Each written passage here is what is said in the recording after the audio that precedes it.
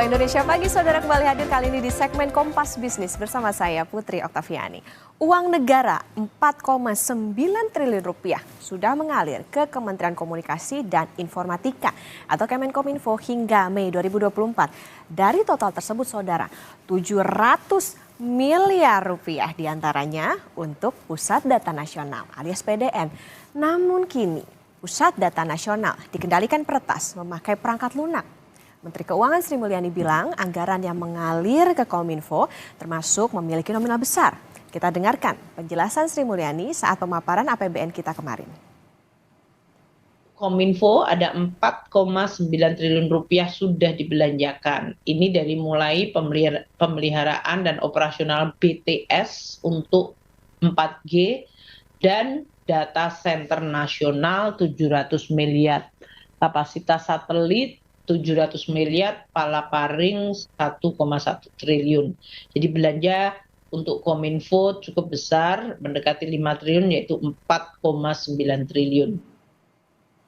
Jadi apa sih Pusat Data Nasional? Nah, dalam peraturan Presiden atau Perpres nomor 95 tahun 2018 tentang sistem pemerintahan berbasis elektronik, yaitu pasal 27 ayat 4 disebutkan bahwa Pusat Data Nasional atau PDN merupakan sekumpulan pusat data yang digunakan secara bagi pakai oleh instansi pusat dan pemerintah daerah dan saling terhubung. Nah, dalam pasal yang sama saudara, PDN merupakan bagian dari infrastruktur sistem pemerintahan berbasis elektronik atau SPBE. Berdasarkan data Kominfo, perencanaan dan studi kelayakan PDN akan dibangun di 4 lokasi. Tahap pertama pembangunan ini di kawasan Jababeka dan penyiapan lahannya di Batam. PDN berada di bawah naungan Kominfo. Berapa banyak instansi yang jadi korban? Kita ke data selanjutnya. Badan Siber dan Sandi Negara atau BSSN mengungkapkan server PDN lumpuh karena serangan siber perangkat keras perusak varian Lockbit 3.0. Nah, Lockbit adalah ransomware yang paling aktif di dunia selama 3 tahun terakhir. Nah, firma keamanan siber Trend Micro merekam selama kuartal pertama 2024, sindikat yang terafiliasi dengan Lockbit menjadi pelaku serangan ransomware yang paling berhasil. Nah, dengan jumlah serangan yang sukses memakan 217 korban. Banyak banget ya. Nah, kenapa sih Lockbit menjadi yang paling berhasil? Karena jumlah korbannya ini lebih tinggi ketimbang ada 2 sindikat di posisi kedua, yakni Ekbest ini dengan 78 korban dan juga Black Basta dengan 69 korban. Di Indonesia, pelaku serangan siber meminta tebusan kepada pemerintah sebagai pemilik PDN. Meski sudah mengetahui penyebab lumpuhnya PDN adalah ransomware Lockbit, tapi pemerintah belum mengungkap siapa sebenarnya pelaku peretasan. Ada 238 instansi saudara yang terkena dampak peretasan. Nah, serangan ransomware ke PDN dimulai pada 20 Juni. Saat itu, proses instalasi perusak mulai berjalan dengan menghapus file sistem penting dan menonaktifkan server yang berjalan atau service yang berjalan. Nah, di sini yang diserang adalah PDN sementara Surabaya. Untuk bisa mengakses, peretas minta bayaran $8 Amerika Serikat atau sekitar 131 miliar rupiah. Banyak banget ya. Nah, instansi pertama yang melaporkan dampak gangguan adalah Direktorat Imigrasi Kementerian Hukum dan HAM. Mungkin Anda jadi salah satu korbannya karena harus mengantre panjang waktu itu di imigrasi bandara. Nah, kemarin saudara di DPR, pemerintah menargetkan pemulihan layanan prioritas di kementerian, lembaga, dan instansi pusat maupun daerah akibat serangan siber pada akhir Juli 2024.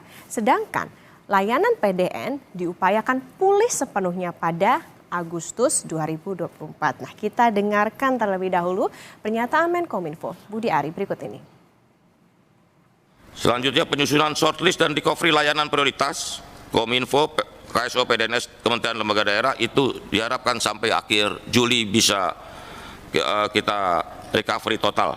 Selanjutnya pemulih layanan yang memiliki backup, ini dilakukan oleh Kominfo, KSO, PDNS, BSSN, dan Kementerian Lembaga Daerah diharapkan akhir bulan Juli sudah selesai. Kurang dari 3 bulan, 3 bulan sejak insiden, jadi full recovery layanan PDNS 2, KSO, termasuk tindak lanjut rekomendasi hasil forensik diharapkan pertengahan Agustus 2024 sudah bisa dituntaskan. Redeploy layanan tenan itu minggu ketiga Agustus 2024, melakukan perbaikan SOP minggu kedua Agustus 2024, dan evaluasi tata kelola PDNS. Nah, itu tadi ya kata Menkominfo Budi Ari, dan kami tegaskan sekali lagi saudara bahwa jumlah instansi terdampak PDN yang lumpuh ini ada 238 instansi dengan meminta bayarannya ini 8 juta dolar Amerika Serikat atau sekitar 131 miliar rupiah. Saudara, pemerintah menargetkan pemulihan layanan prioritas di kementerian, lembaga, dan instansi pusat maupun daerah akibat serangan siber pada akhir Juli 2024. Sementara pemerintah juga mengupayakan pusat data nasional ini pulih sepenuhnya pada Agustus 2024. Direktur Network dan IT Solution PT Telkom Herlan Wijanarko menyebut data yang terkena ransomware sudah tidak dapat pulih atau diperbaiki. Telkom menyiapkan data cadangan di server atau peladen lain agar sistem bisa kembali bekerja. Data yang sudah kena ransom ini sudah nggak bisa kita recovery. Ya. Kalau memang ini nggak ada backup, kita akan merebuild ulang. Ya. Kita siapkan environment yang baru sebagai pengganti PDNS 2 yang sudah kita kunci. Kita setup ulang, kita hardening, kita implementasikan semua aspek security. Banyak yang dapat asistensi dari BSSN ya, melalui prosedur yang membuat ini lebih aman, baru nanti kita akan rebuild di environment yang baru. Jadi berapa kerugian ekonomi akibat peretasan PDN ini? Nah, kita bahas setelah ini bersama pakar keamanan siber Cisrek, Pratama Persada. Tetaplah bersama kami, saudara.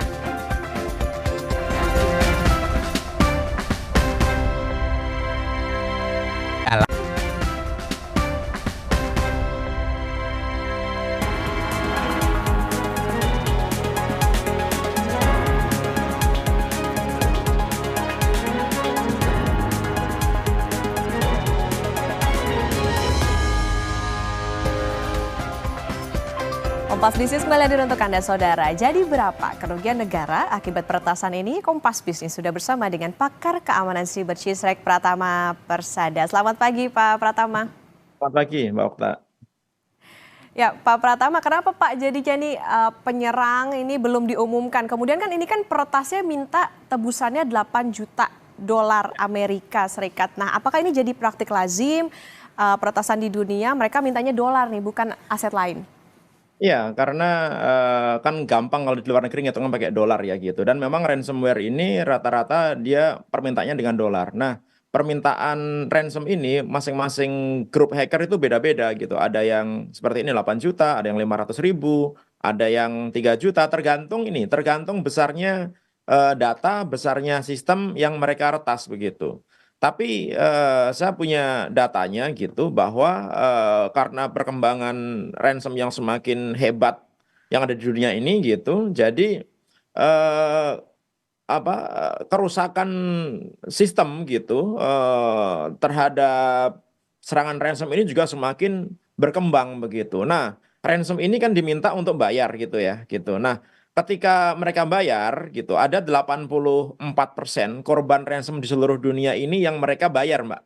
Gitu, bayar kemudian mengharapkan key-nya itu dikasih, bayar 1 sampai 2 juta dolar, sampai 3 juta dolar dan lain-lain gitu. Tetapi hanya 47% saja yang mereka bisa mendapatkan kunci dan mendapatkan datanya balik lagi gitu. Nah, rata-rata pembayaran ransom gitu dalam 24 bulan terakhir ini di Amerika itu sekitar 1,4 juta US dollar, rata-rata ya gitu. Di UK, United Kingdom itu sekitar 423.000 US dollar. Di Prancis itu 1 juta US dollar. Di Jerman 762.000 US dollar gitu.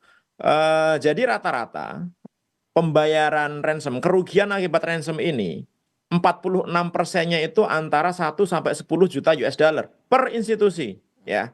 kemudian di atas 16%, 16%-nya itu kerugiannya sekitar 10 juta US dollar. Oke lah, kalau misalkan kita rata-rata nih, satu institusi ruginya 5 juta US dollar gitu. Berarti 5 juta dikali 282, ya kan? Itu berapa itu? Udah banyak banget.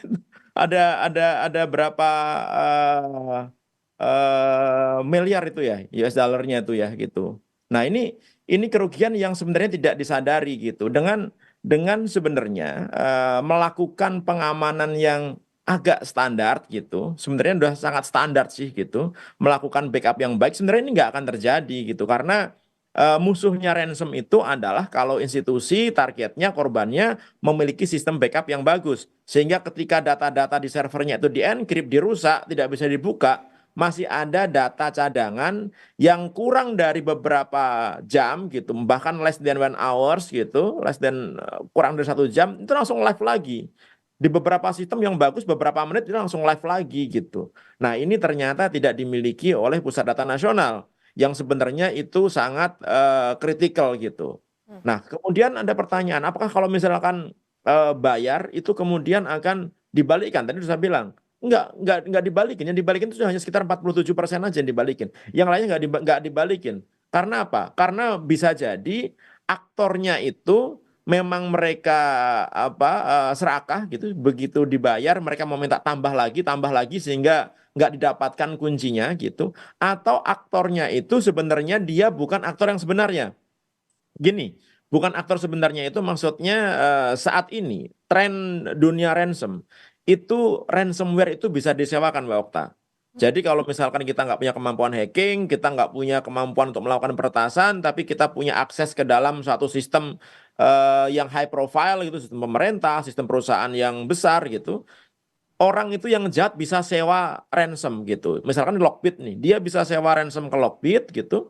Setelah perjanjian deal, kemudian pembagiannya itu biasanya 70-30%. 70% buat penyewa, 30% buat si pemilik malwarenya gitu. Jadi kalau misalkan ada tebusan 10 juta dolar, 7 juta dolarnya untuk penyewanya, 3 juta dolarnya dikirim ke geng ransomnya itu gitu. Nah, ketika musuh kita itu adalah orang-orang penyewa ini, karena sekarang trennya adalah ransomware as a service gitu, mereka belum tentu punya key untuk membuka sistem kita yang sudah terlanjur terencrypt atau tersandi gitu. Sehingga kita membayar pun juga percuma. Kemudian yang kedua, tidak ada jaminan gitu ketika kita membayar, kita diberikan key-nya karena kita membayarnya itu bukan ke nomor rekening yang biasa kita lihat saat ini gitu. Kita bisa tahu orangnya di mana, bayarnya di bank apa, atau minimal di negara mana. Enggak. Pakainya kan pakai cryptocurrency, pakai Bitcoin, pakai Ethereum. Mereka hanya memberikan dompet kriptonya yang kita nggak tahu dompet kripto itu milik siapa. Sehingga begitu kita kirim, kita nggak ada kontrol sama sekali terhadap uang itu gitu. Sehingga duit itu nyampe kemanapun kita nggak tahu. Kita hanya bisa mengharapkan kebaikan dari si hacker untuk memberikan key-nya untuk membuka sistem yang sudah mereka serang gitu. Nah, itu akan susah gitu. Hanya sedikit yang diberikan gitu. Oleh karena itu membayar itu bukan option. Jadi kemarin yang imigrasi dibilang sudah live, kemudian LKPP live, kemudian data untuk pendaftaran merek daftaran halal itu juga sudah bisa jalan. Itu bukan dari recovery file yang ada di Pusat Data Nasional sementara. Jadi salah itu kalau misalkan mereka live gara-gara PDN sudah mulai recovery sedikit demi sedikit. Nggak benar informasi itu gitu. Karena data yang sudah dirusak oleh si geng Lockbit ini menggunakan brand zipper gitu. Itu sudah terencrypt dan tidak bisa diapa-apain, nggak bisa dibuka gitu. Bahkan kalaupun nekat kita membuka gitu, berusaha untuk membuka gitu ya. Itu mungkin butuh waktu tahunan, bisa sampai 10 tahun, 20 tahun gitu kalau misalkan kita jago gitu.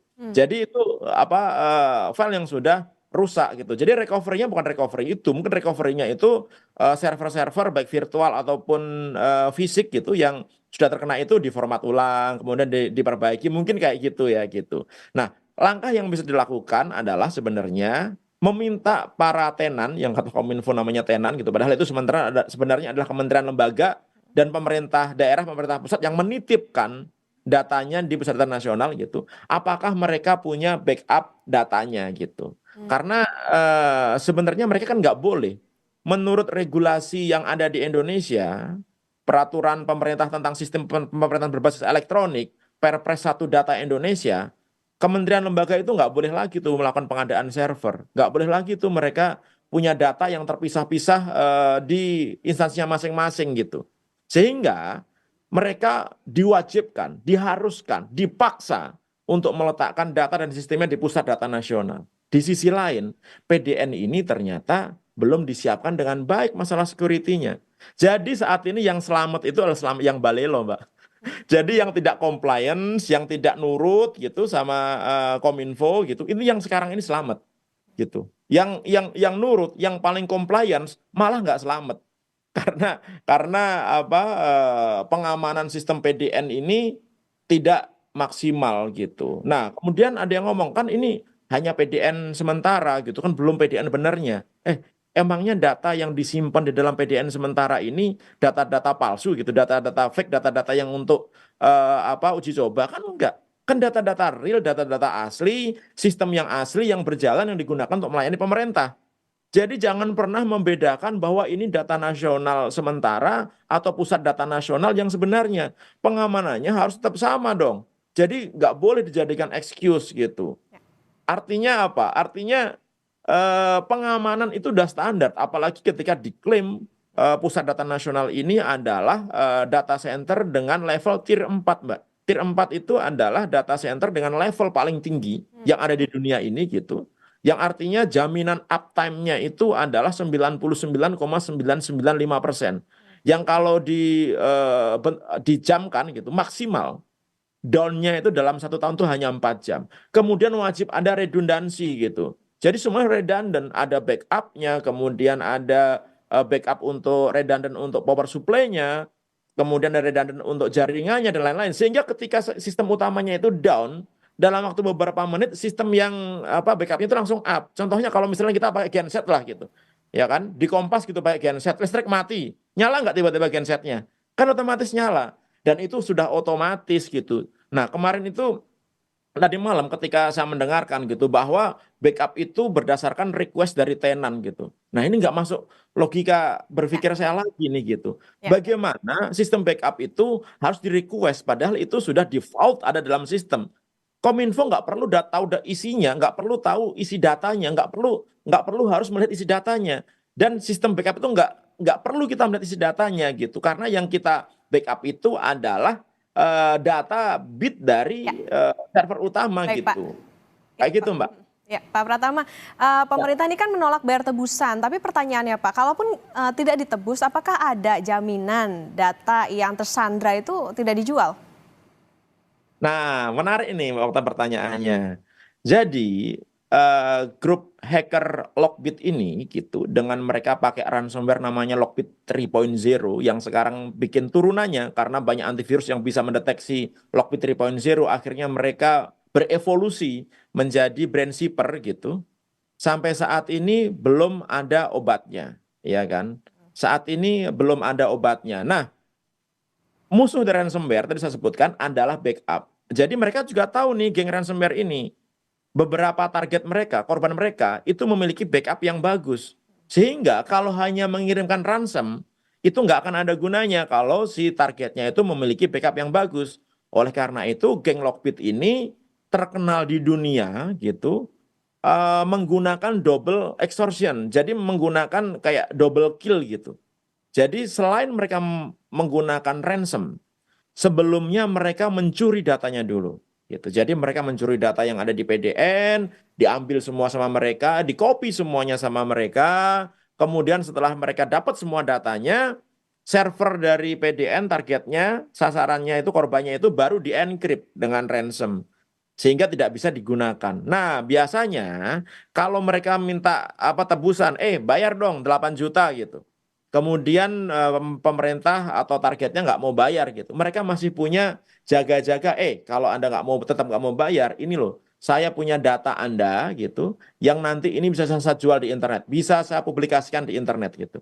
Nah ini kan sama seperti kasusnya yang menimpa kemarin Bank Syariah Indonesia. Mereka kena ransom, tapi juga datanya diambil.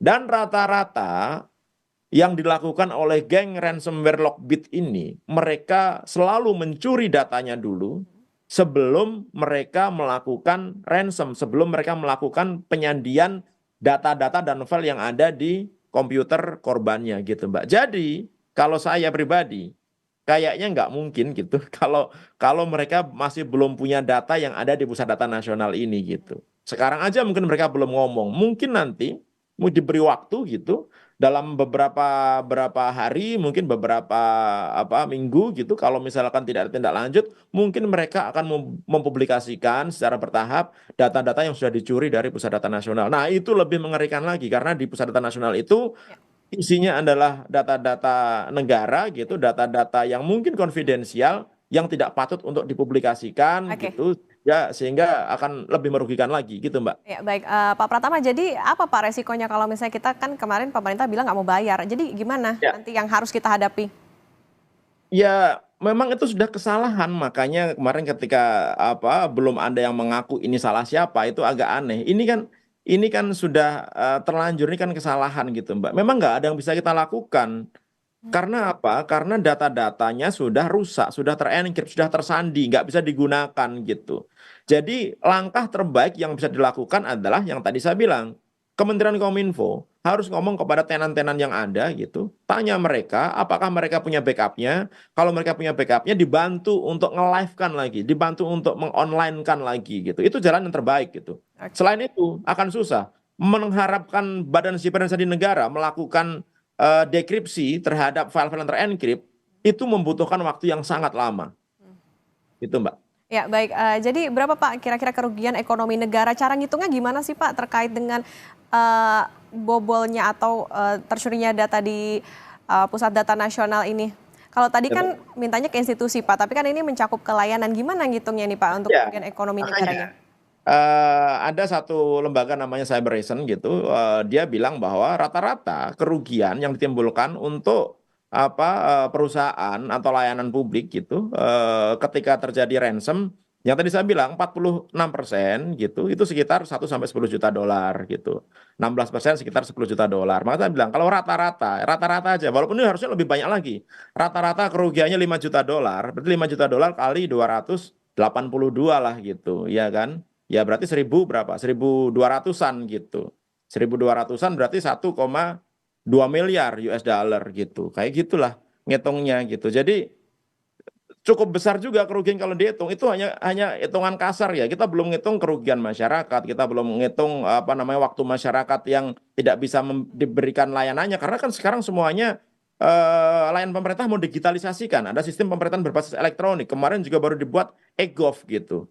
Jadi lebih baik kalau menurut saya gitu, daripada ruginya itu sampai miliaran US dollar gitu, harus bayar 8 juta US dollar, pengamanan yang nggak terlalu mahal itu bisa dilakukan sebenarnya gitu. Nah, 700 miliar yang disampaikan oleh Bu Sri Mulyani gitu untuk biaya maintenance gitu, untuk pembuatan maintenance pusat data nasional sementara ini, itu udah lebih dari cukup gitu sebenarnya untuk digunakan melakukan pengamanan dari awalnya gitu. Orang bikin server kan kalau misalkan satu tenan itu dianggarkan 1 miliar gitu, 282 tenan paling cuma 282 miliar aja gitu. Oh, itu masih sisa kalau 700 miliar. Nah, tapi ternyata tidak dilakukan gitu. Nah, ini yang jadi masalah gitu. Jadi gitu, Mbak. Jadi hitung-hitungan dampak penyerangan seperti ini gitu. Memang kalau dikuantifikasikan memang banyak perdebatan gitu. Tapi